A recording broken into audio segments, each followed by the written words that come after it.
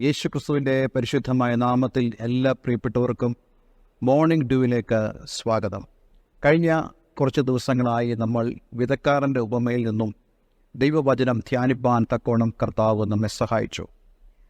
ദൈവവചനത്തിൻ്റെ 4 വിധ കേൾവിക്കാരെക്കുറിച്ചാണ് നമ്മൾ ചിന്തിച്ചുകൊണ്ടിരുന്നത്. 4 അവസ്ഥകളിലുള്ള ആളുകൾ.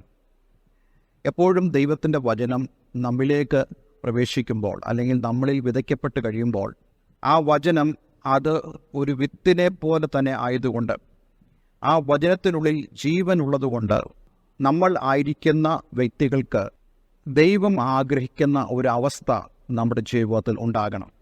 ദൈവവചനത്തിന് ഒട്ടും അനുകൂലമല്ലാത്ത 3 വിധമായ അവസ്ഥകളെക്കുറിച്ച് നമ്മൾ ചിന്തിക്കുകയുണ്ടായി. ഒന്ന്, വഴിക്ക് സമാനമായ അവസ്ഥയുള്ളവർ എന്ന് പറഞ്ഞാൽ തുറന്നു കിടക്കുന്നതായ വ്യക്തി, ഏതൊരു കാര്യത്തെയും സ്വീകരിക്കാൻ ഒരുങ്ങിയിരിക്കുന്ന വ്യക്തികളെയാണ് ഈ വഴി സമാനമായ അവസ്ഥകൾ ഉള്ളവർ എന്ന് പറയുന്നത്.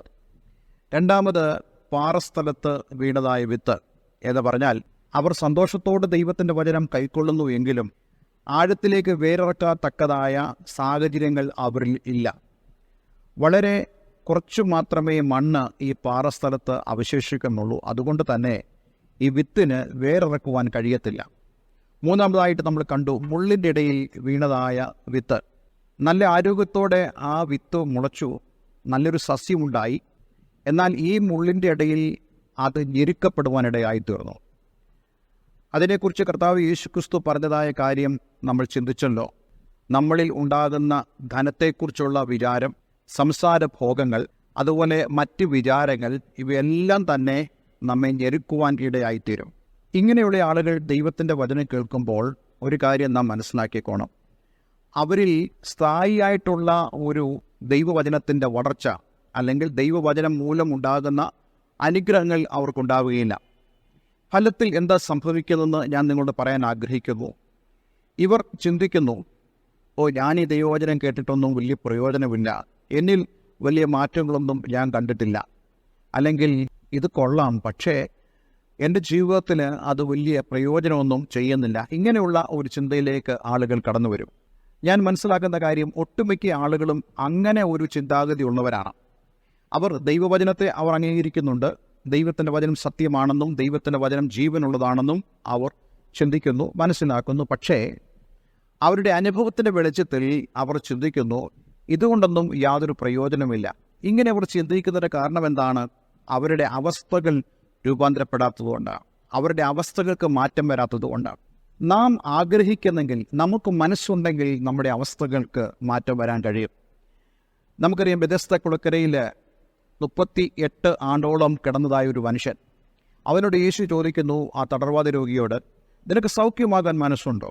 വാസ്തവത്തിൽ അങ്ങനെ ചോദിക്കേണ്ട കാര്യമില്ല. കാരണം ആർക്കാണ് അതിൽ നിന്ന് രക്ഷപ്പെടുവാൻ ആഗ്രഹമില്ലാത്തത്? പക്ഷേ അവനോട് യേശുവിന് ചോദിക്കേണ്ടതായിട്ട് വന്നു.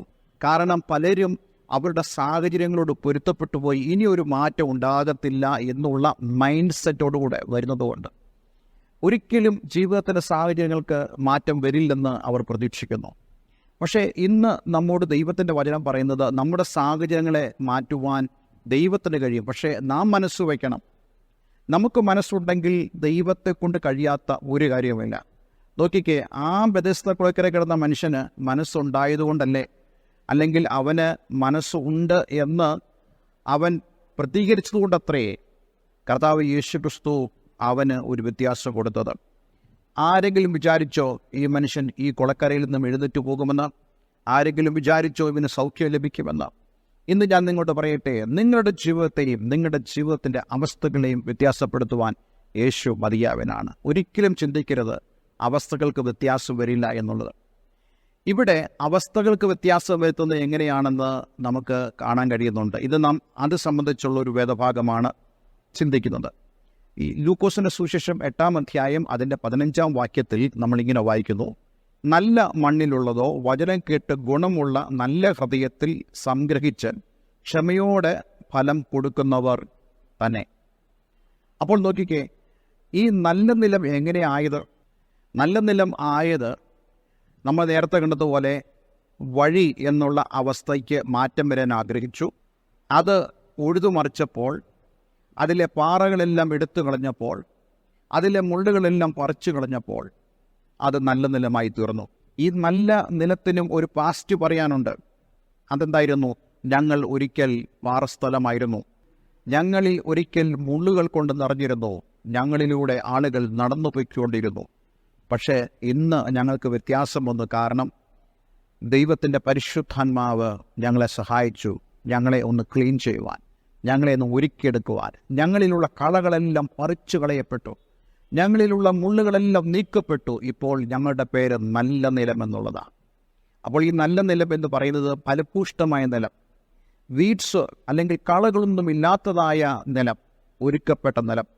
അവിടെ ഈ വിത്തിന് കിളിർക്കുവാൻ, വളരുവാൻ യാതൊരു തടസ്സവുമില്ല.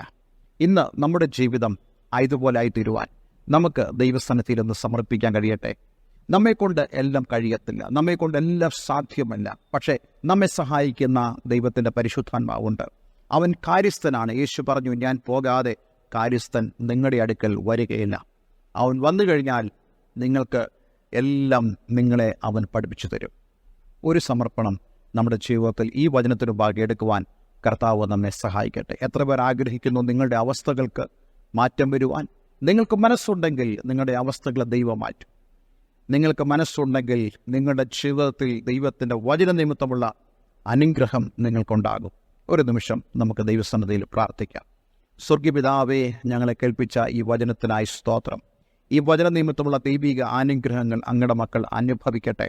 ആരെങ്കിലും തങ്ങളുടെ ജീവിതത്തിൽ അവസ്ഥകൾ മാറുവാൻ ആഗ്രഹിക്കുന്നെങ്കിൽ ഇന്നു മുതൽ അവരുടെ അവസ്ഥകൾ മാറി ദൈവത്തിൻ്റെ പരിശുദ്ധാത്മാവിൻ്റെ സഹായത്താൽ അവർ ഒരുക്കപ്പെട്ട നിലമായി തീർന്ന് കഴിഞ്ഞ നാളുകളിൽ നിന്നും വ്യത്യസ്തമായി ഒരാത്മീക വളർച്ച, ഒരാത്മീക സന്തോഷം, ദൈവിക സമാധാനം അവരുടെ ഹൃദയത്തിൽ കൊടുക്കണമെന്ന് പ്രാർത്ഥിക്കുന്നു. പ്രാർത്ഥന കേട്ടതിനാൽ നന്ദി. യേശുവിൻ നാമത്തിൽ തന്നെ. ആമേൻ, ആമേൻ. ഇന്നത്തെ വേദവചനം നിങ്ങളുടെ ജീവിതത്തിൽ അനുഗ്രഹപ്രദമായി തീർന്നു എന്ന് ഞാൻ വിശ്വസിക്കുന്നു. നിങ്ങൾക്ക് ഈ സ്ക്രീനിൽ കാണുന്ന ഫോൺ നമ്പറിൽ എന്നെ വിളിക്കാവുന്നതാണ്. നമുക്ക് ഒരുമിച്ച് പ്രാർത്ഥിക്കാം. നിങ്ങൾക്ക് എന്തെങ്കിലും ആത്മീയമായ സംശയങ്ങളുണ്ടെങ്കിൽ തീർച്ചയായിട്ടും നമുക്ക് സംസാരിക്കാം. എല്ലാവരും ദൈവം അനുഗ്രഹിക്കട്ടെ. Have A nice day. Thank you for watching Morning Dew. Kindly tune up for next day messages.